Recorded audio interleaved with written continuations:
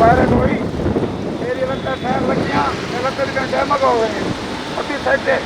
अच्छी last side गौड़ी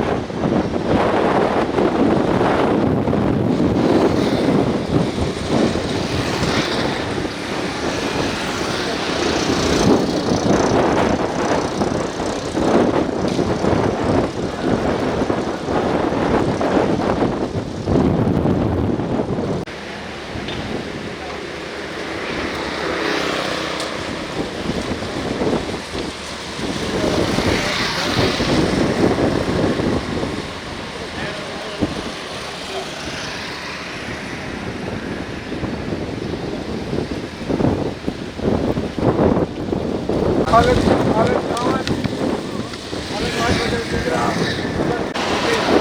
मेरी रस्ता तोड़ गई कभी बात मेरी